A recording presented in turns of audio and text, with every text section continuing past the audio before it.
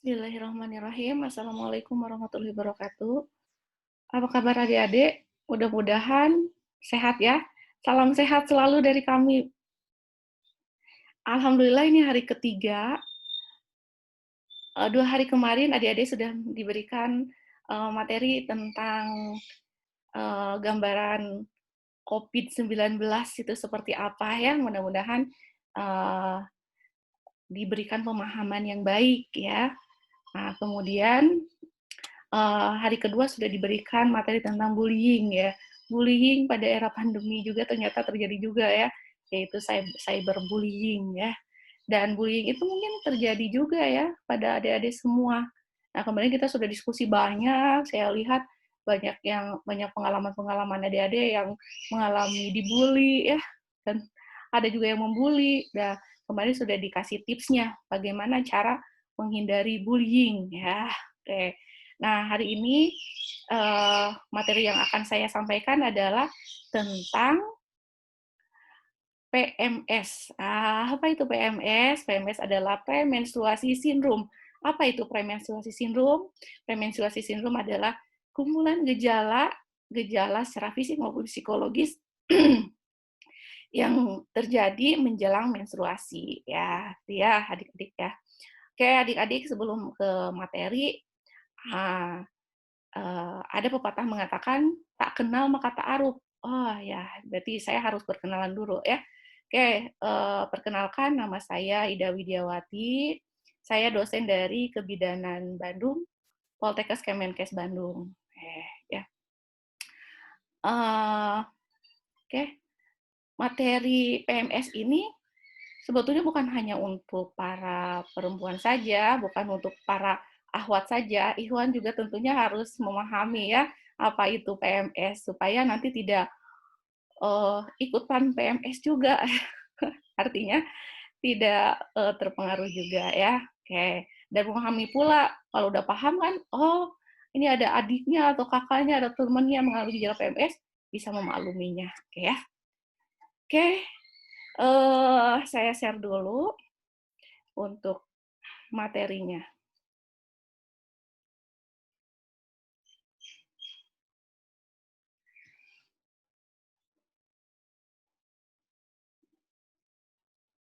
Oke, mudah-mudahan kelihatan ya materinya tentang PMS. Saya besarkan dulu.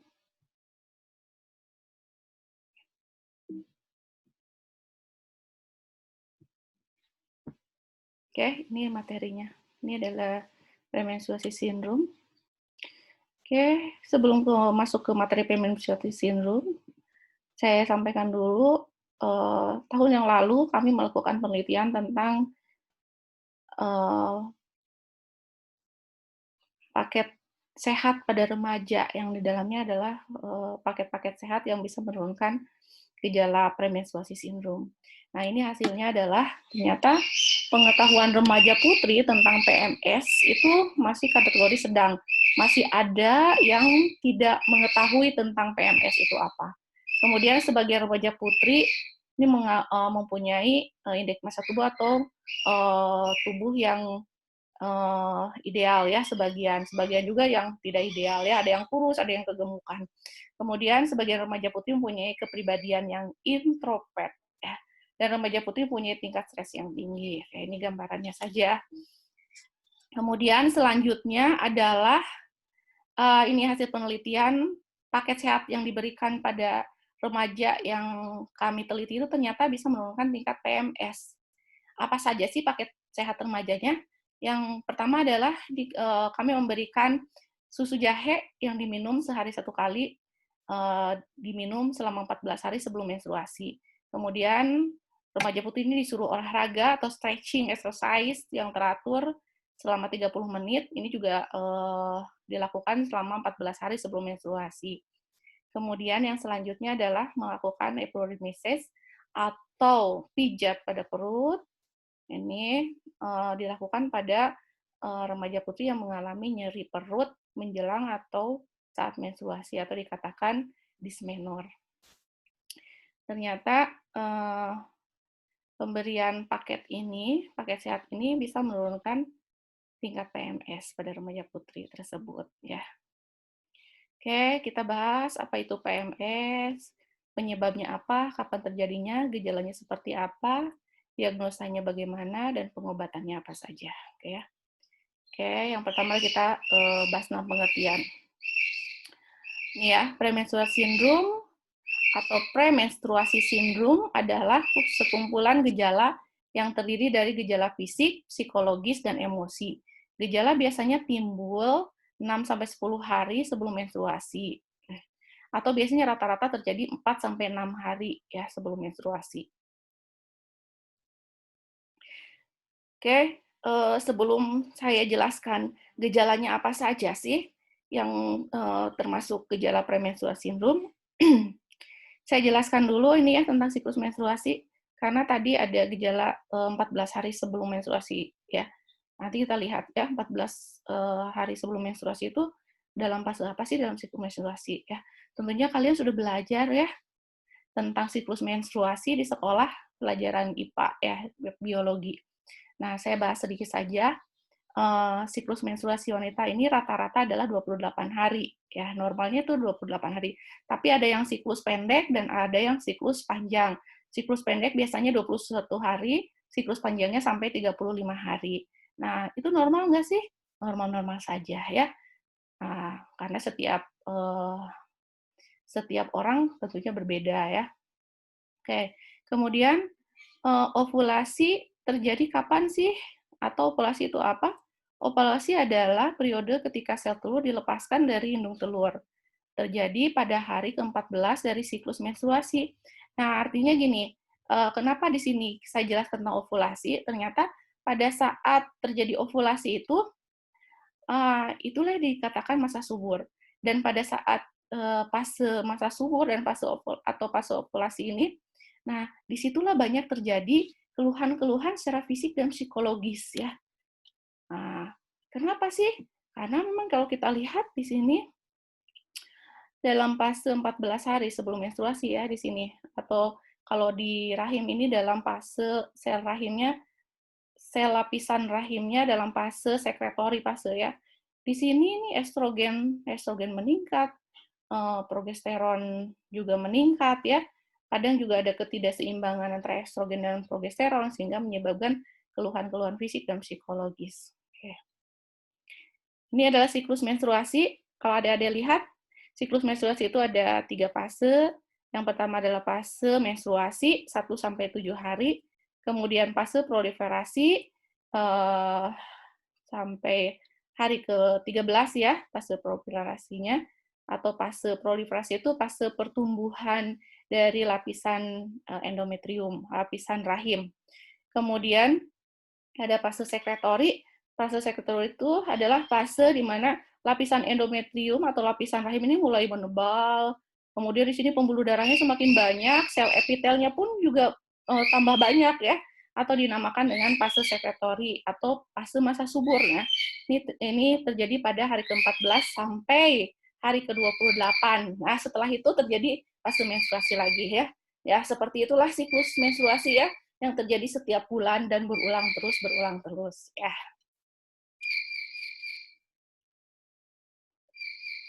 Oke, kapan terjadinya PMS? Nah, PMS ini terjadi dimulai sekitar hari ke-14 dan berlangsung hingga 7 hari setelah menstruasi dimulai. Ya, 7 hari atau 4 hari lah. 4 hari mungkin sudah gejala-gejala PMS sudah hilang ya. Gejala sindrom premenstruasi biasanya ringan sampai sedang. Tingkat keparahan dari PMS bervariasi tergantung dari individu masing-masing. Ada yang ringan sedang, ada juga yang sampai berat ya. Sampai berat itu sampai depresi, sampai tidak bisa melakukan aktivitas apapun. Penyebabnya apa?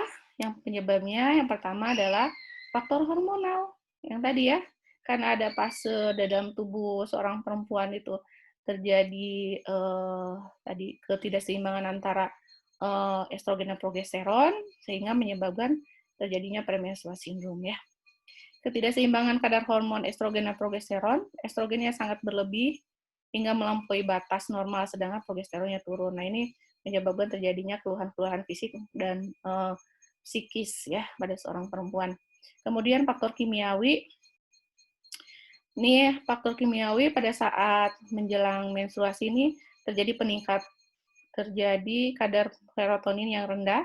Ini berhubungan dengan gejala depresi, kecemasan, kelelahan, ya, agresi pada seorang wanita dengan PMS.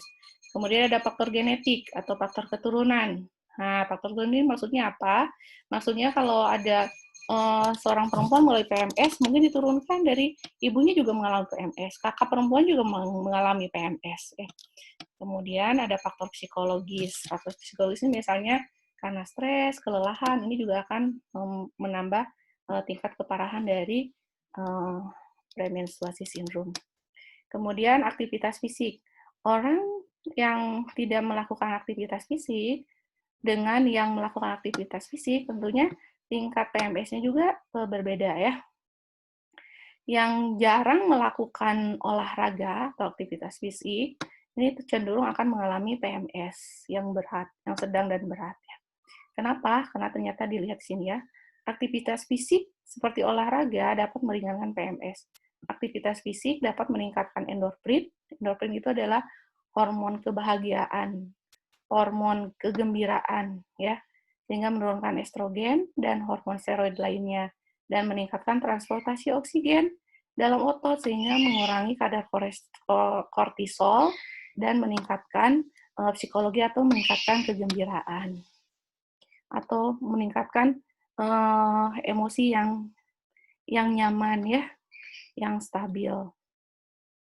Atau psikisnya juga semakin baik, ya. Oke, gejala premenstruasinya apa saja? Kita lihat di sini, ternyata gejala premenstruasi sindrom itu ada gejala fisik dan juga ada gejala emosional dan perilaku. Nah, perubahan fisiknya apa saja? Perubahan fisiknya mungkin adik-adik pernah mengalami, ya. Silakan ingat-ingat lagi, ya. Apakah betul ini terjadi pada saya? Misalnya pada saat mau menjelang menstruasi terjadi nyeri perut, ya, atau perut terasa kembung. Nah, kemudian sakit punggung, payudara terasa penuh dan nyeri. Nah, itu adalah perubahan fisik. Atau sakit kepala, susah tidur, kelelahan fisik, mual dan muntah, sakit perut atau dismenor, atau timbul jerawat atau masalah kulit. Nah, ini, ya, ini adalah gejala-gejala premenstruasi sindrom secara fisik, ya. Kemudian gejala emosional dan perilakunya apa saja?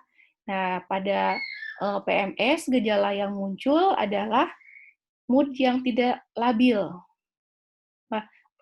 Mood yang labil, ya, mood yang tidak stabil, artinya mood swing. Artinya sangat sensi, ya, kalau dengar-dengar, oh dia sensi sekali, mungkin lagi PMS. Nah, biasanya suka seperti itu, ya. Nah, ini, ya, kemudian cepat marah, mudah tersinggung, ya, kemudian depresi, cemas, perasaan ingin menangis, tapi nggak ada masalah apapun, nggak ada penyebabnya kok, tiba-tiba sedih, ingin menangis, gelisah, bingung, kemudian sampai menarik diri dari lingkungan sosial, tidak mau ngobrol, tidak mau keluar dari kamar, misalnya. Kemudian peningkatan waktu tidur siang, ini perilaku, ya, bukan habit, ya. Tapi kalau misalnya keterusan tidur siangnya, tidur terus, ya, sering tidur gitu, ya, walaupun bukan di dalam siklus menstruasi, berarti itu memang sudah habit, senangnya tidur, ya, itu udah gangguan, ya, sudah gangguan secara psikologis kalau tidur terus, ya. Artinya kita harus seimbangkan antara tidur dengan aktivitas. Jadi tidak boleh tidur terus. Kemudian ada gangguan konsentrasi dan insomnia atau tidak bisa tidur malam. Nah, jika wanita mengalami satu gejala fisik dan satu gejala emosi, ya, atau gejala perilaku saat premenstruasi sindrom, saat premenstruasi, sebelum menstruasi, 4 hari menjelang menstruasi, pada 3 siklus atau dikatakan 2-3 siklus berturut-turut, ini akan berdampak negatif terhadap aktivitas harian, jadi malas, ya, beraktivitas, dan gejala hilang setelah menstruasi berakhir, maka wanita tersebut dikategorikan mengalami PMS. Kalau menetap bukan PMS, nah itu mah udah jadi karakter tuh ya. Dan harus dikonsultasikan ya dengan dokter kenapa seperti itu. Mungkin ada penyakit yang lain. Oke, ini yang sering terjadi, gejala PMS yang sering terjadi pada seorang wanita. Yang pertama, nyeri kepala, perut kembung, ya, muncul jerawat, pembengkakan dan nyeri pada payudara, sering lapar, akhirnya ya nafsu makannya jadi meningkat ya. Kemudian nyeri sendi, nyeri pinggul, ya, nyeri kaki, kok tiba-tiba nyeri-nyeri badannya, badannya pegal-pegal. Nah, itu gejala premenstruasi ya. Kalau terjadi 14 hari atau 4 hari menjelang menstruasi, 4 hari menjelang menstruasi. Kemudian mudah emosi, mudah menangis, dan depresi. Ya adik-adik, gejala PMS ini terkadang ringan dan tidak terdeteksi. Namun terkadang ada juga yang berat dan sangat jelas terlihat. Bagi sebagian orang, rasa sakit secara fisik dan stres emosional yang cukup parah ini akan mempengaruhi kehidupan sehari-hari mereka. Namun, apapun keparahan gejalanya, tanda dan gejala biasanya menghilang dalam waktu 4 hari setelah periode menstruasi. Ya. Artinya, kalau memang itu adalah gejala premenstruasi sindrom, yang tadi ya, keluhan gejala fisik maupun psikis atau psikologis, dan menghilang setelah menstruasi, setelah periode menstruasi, 4 hari setelah menstruasi, berarti itu dikatakan PMS. Ya. Nah, untuk itu, adik-adik harus mengetahui apakah memang betul itu PMS atau ada kelainan yang lain yang terjadi. Ya. Bagaimana cara mengetahuinya? Adik-adik harus mencatat gejala fisik dan psikis yang terjadi pada adik-adik semua ya, yang dirasakan oleh adik-adik semua setiap hari selama setidaknya 2-3 bulan. Dan catat juga tanggal menstruasi ya. Jadi setiap hari tuh dalam 1 bulan full tuh adik-adik catat, atau muhasabah ya kalau adik-adik setelah sholat tahajud. Kemudian adik-adik muhasabah, hari ini sudah melakukan apa sih? Hari ini apakah saya gelisah, apakah saya menyakiti teman, apakah saya marah-marah, apakah saya pegal-pegal ya, keluhan fisiknya. Ya, apakah saya sakit kepala. Nah, itu adik-adik tulis setiap hari apa yang adik-adik rasakan ya. Sampai hari ke-28 rasakan ya. Catat ya. Kemudian catat juga tanggal menstruasinya kapan. Nah, adik-adik bisa lihat kalau gejala fisik dan psikologisnya ternyata terjadi 14 hari sebelum menstruasi, atau misalnya 4 hari setelah menstruasi, kok saya di hari 4 hari sebelum menstruasi ini kok rasanya sangat sedih, ingin nangis, dan setelah menstruasi itu berkurang gejala itu, nah berarti itu masuknya premenstruasi sindrom. Tapi kalau menetap, berarti ada yang lain. Yang lainnya apa misalnya? Mungkin terjadi depresi atau kelelahan fisik, atau yang lainnya ada gangguan-gangguan di tubuh yang lainnya ya. Maka itu adik-adik harus mencatat gejala fisik dan psikis yang terjadi setiap hari selama setidaknya 2-3 bulan. Dan catat juga tanggal menstruasi. Nah, sekarang udah banyak aplikasi-aplikasi untuk mencatat tanggal menstruasi dan masa subur. Tapi sebetulnya nggak menggunakan aplikasi juga adik-adik bisa mencatat secara manual ya. Kalau ada kalender di rumahnya, ya itu bisa adik-adik coret-coret ya. Ini gejalanya apa? Saya merasakan apa ya? Atau misalnya adik-adik punya buku diary, kalau dulu ada buku diary, nah itu dicatat ya. Oke ya.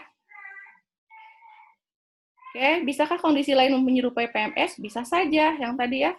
Mungkin ada gejala yang menetap ya. Misalnya menangis, murung, terus secara berkepanjangan, di luar siklus menstruasi juga terjadi, itu berarti itu adalah gejala depresi. Atau misalnya pegal-pegal kok terus-terusan, pegal-pegalnya berarti itu kelelahan. Atau nyeri perut yang terus-menerus ya. Ini sakit perut, setelah selesai menstruasi juga masih sakit perut. Ya, berarti itu bukan dismenor atau itu bukan gejala PMS, tapi itu ada infeksi yang terjadi di perut. Kemudian mungkin, oh ini sensitif sekali atau kelelahan, itu bisa mungkin karena tiroid atau sering marah, tiba-tiba murung, ya, sensitif, ya, itu mungkin gejala stres. Jadi gejala di atas mirip dengan PMS, akan tetapi muncul di luar siklus menstruasi. Bagaimana cara mendiagnosanya? Cara mendiagnosa, ini PMS-nya ringan, sedang, atau berat ya.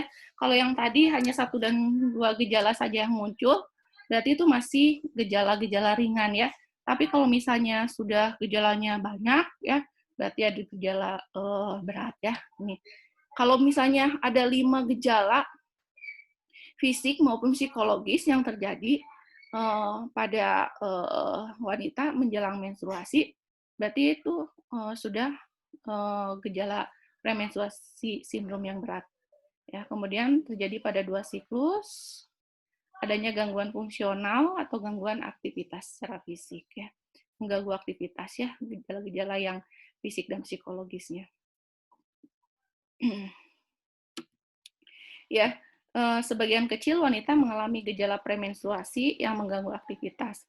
Bentuk PMS ini disebut gangguan dysphorik pramenstruasi atau premenstrual dysphorik disorder atau gangguan premenstruasi yang berat. Tanda gejala dari gangguan premenstruasi yang berat ini termasuk depresi, perubahan suasana hati, sering marah-marah, gelisah, perasaan kewalahan atau kelelahan, sulit berkonsentrasi, mudah marah dan tegang. Nah, ini gejala ini timbul dalam satu waktu yang memang berat sehingga tidak bisa melakukan aktivitas apapun.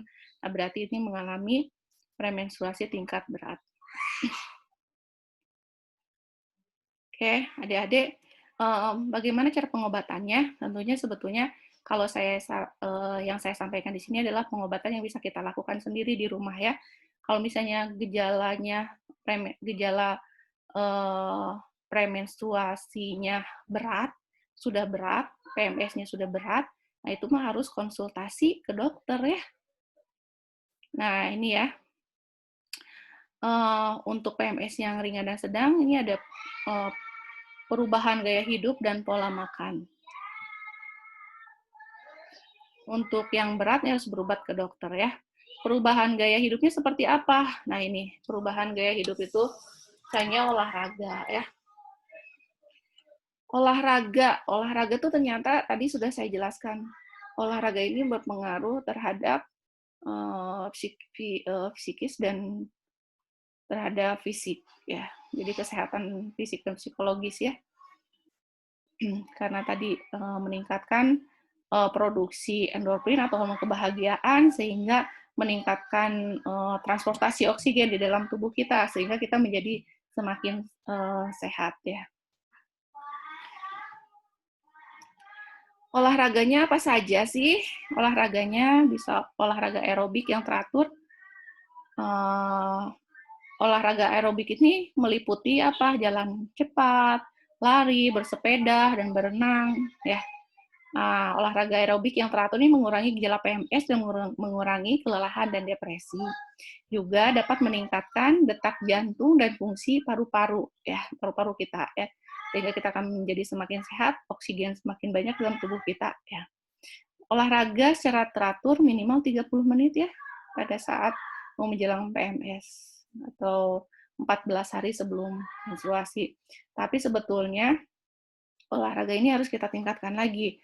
Nah, nanti harus full setiap hari, harus bergerak selama 30 menit ya. Setelah terbiasa 30 menit, nanti naikin lagi sampai 1 jam ya. Oke ya, seperti itu ya. Semangat ya, mudah-mudahan masih semangat untuk berolahraga, beraktivitas ya. Oke, gaya hidup yang lain apa yang harus kita lakukan? Ini ya, minum kalsium 1.200 mg sehari. Ini juga dapat membantu mengurangi gejala fisik dan mood yang merupakan bagian dari PMS. Nah, sebetulnya bukan mungkin 1.200 mg kalsium ini setara dengan kalau susu murni itu sekitar 200 mili susu murni. Kalau di Lembang kan banyak ya susu murni, Ya, kalian minum susu murni setiap hari. Untuk perempuan itu bukan hanya untuk mengurangi gejala PMS, kalsium ini, tapi juga untuk mengurangi osteoporosis pada saat masa tua nanti ya. Kalau pada saat pertumbuhan sekarang, pada usia adik-adik remaja ini, pada laki-laki dan perempuan ini bisa untuk pertumbuhan tulang, kepadatan dari tulang. Selain susu, tentunya olahan susu juga bisa kita konsumsi ya setiap hari untuk kebutuhan kalsium tubuh kita ya. Misalnya olahan susu seperti apa? Keju ya, itu ada olahan susu. Yogurt ya. Nah, kayak selain dari susu dan yogurt, kalsium juga ada di dalam ikan dan ada juga di dalam sayuran ya, terutama sayuran-sayuran yang biji-bijian ya. Kemudian di dalam telur juga mengandung kalsium. Oke, kemudian konsumsi vitamin B juga dapat membantu meringankan depresi dan gelisah. Ya, ini bisa menurunkan terjadinya PMS. Konsumsinya berapa sih? 50 sampai 100 mg per hari. Atau kalian bisa konsumsi makanan yang mengandung sumber vitamin B6. Misalnya apa? Sereal, sayuran, telur, dan daging itu mengandung B6. Ternyata tadi selain kalsium juga ya, telur dan daging dan ikan, daging dan telur itu juga mengandung vitamin B6. Kemudian apalagi ini ada studi menunjukkan bahwa vitamin E juga ternyata dapat membantu mengurangi gejala PMS. Vitamin E juga bisa kita dapatkan dari telur, dari labu ya, kemudian dari buah-buahan, dari anggur, kemudian dari paprika dan dari minyak zaitun. Ya, itu juga mengandung vitamin E yang sangat tinggi. Kemudian konsumsi pisang. Ternyata pisang itu mengandung apa? Mengandung kalium dan magnesium. Nah, ini bisa mengurangi gejala PMS. Ya, konsumsi 250 mg per hari. Magnesium yang diberikan ini dikonsumsi selama 14 hari sebelum menstruasi sampai dengan saat darah menstruasi keluar atau pada hari pertama menstruasi. Kemudian ubah gaya hidup ya. Dengan cara apa? Untuk mengurangi keluhan kembung dan rasa penuh pada perut, makan makanan dalam porsi yang kecil tapi sering. Tapi makanannya bukan cemilan, ya. Tentunya makanannya memang makanan yang lengkap. Isi piringnya yang memang seimbang, ada karbohidratnya, ada proteinnya, ada sayurannya, ada vitaminnya, ya seperti itu. Kemudian kurangi konsumsi garam sebelum menstruasi, ya artinya udah mulai deh yang asin-asin dikurangi ya di 14 hari sebelum menstruasi. Kemudian konsumsi karbohidrat kompleks seperti buah, sayur, dan sereal atau misalnya nasi ya. Nah, itu juga karbohidrat kompleks ya. Hindari konsumsi karbohidrat yang tidak kompleks. Apa saja sih karbohidrat tidak kompleks itu? Misalnya gula ya. Jadi minuman yang banyak gula atau makanan yang mengandung banyak gula juga itu harus dihindari ya. Kemudian tepung-tepungan juga sama, itu harus dihindari ya.